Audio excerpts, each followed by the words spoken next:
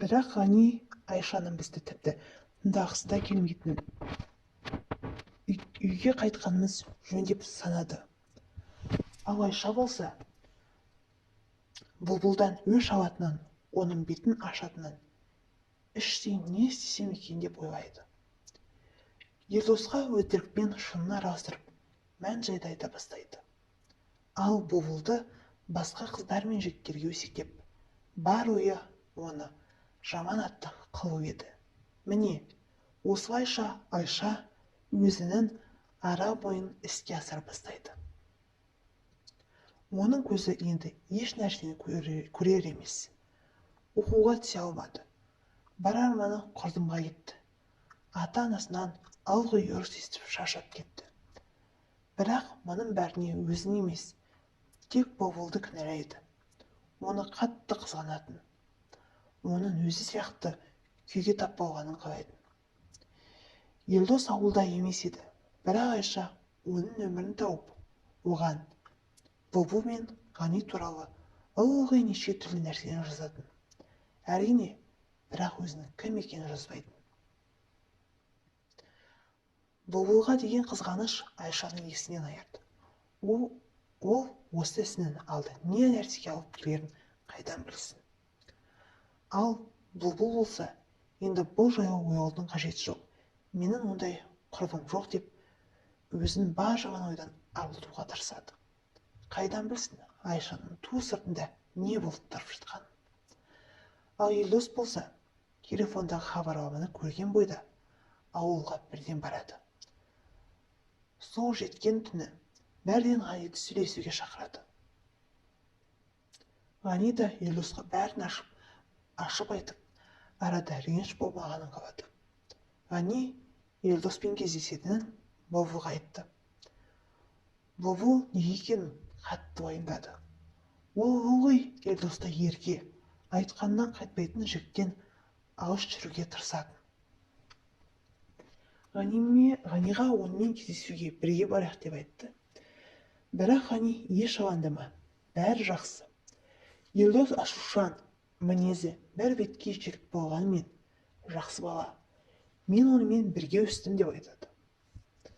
Бұлбұл Ғаниға сонда да барынша сақ болуға кеңес береді. Ғани Елдос айтқан жерге барады. Елдос оны күтіп отыр екен. Ғани Елдостың мас екенін байқады. Оның шынында қатты ашулы екенін сезген ол, сақ болу керектігін түсінді. Ғани Елдосқа бұл екеуінің кездесетінін, бір-бірі ұнататынын, қалаға бірге баратындарын айтты. Әрине, бұл сөздер Елдосты ызаға шақырды. Ол Ғаниға аузына келгенді айтып, менің қызымды тартып алдым. Мен ол қызды мектеп қабырғасынан сүйемін. Ұзақ күттім, оны маған қайтар. Әйтпесе туысым екеніне қарамайым деп оны қорқытады. Ғани болса, оны сабаққа шақырып, түсінуін сұрайды. Оның үстіне, мен бұлбұлдың саған ұнайтынын кеш білдім. Сен өзің маған ешқашан тіс жарып айтпадың. Мен бұл туралы әйтпесе қайдан білем деп айтып қалып еді. Сол мезетте Елдос оны ұрып тепкілей бастады. Тосыннан болған соққыдан Ғани еш жей алмай қалды. Елдостың күшінің өздікінен басым екенін түсінді.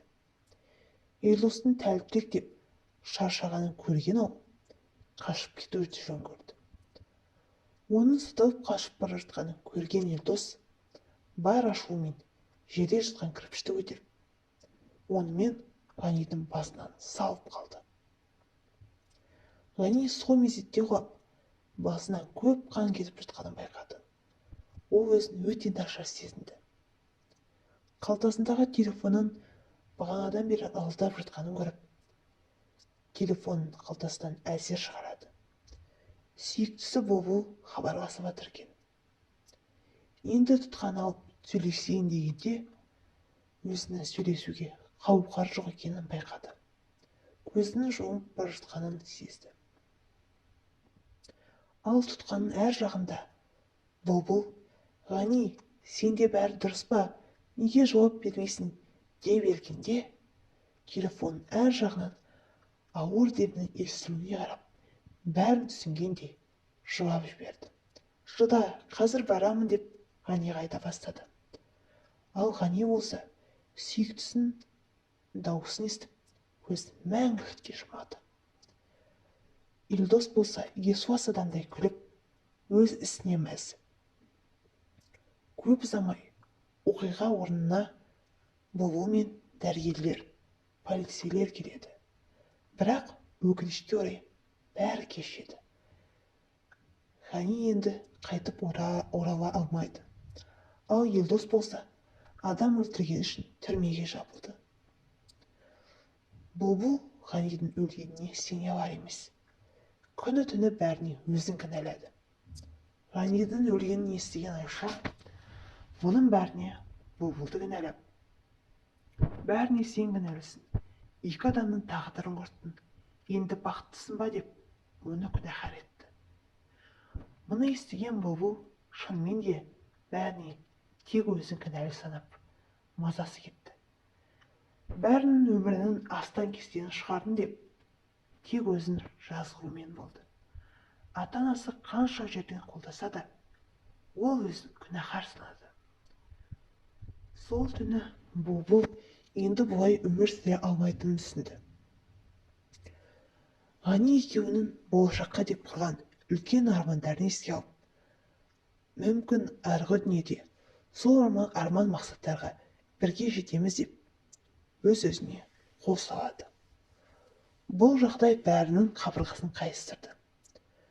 Мұны естіген түрмедегі Елдос та бұған сене алмай, бәрін қиратып, есінен ауысардай болады. Ал Айша болса, өз кінәсін мойындамай, керісінше Бұлбұлдың өлгеніне қуанып, күле беруді өз-өзімен сөйлесетінді шығарды. Мұны көрген ата-анасы қыздарының психикасы бұзылғанын байқап, дәрігерлерге көрсетеді. Осылайша үлкен махаббат пен қызғаныштан, ашу-ызадан туған оқиғаның соңы осылай қайғылы аяқталды. Адамгершілігімізді ұмытпай, бар іс-әрекетімізді ойланып жасағанымыз дұрыс болар еді. Оқиға ұнаса, менің каналыма жазылуды ұмытпаңыз.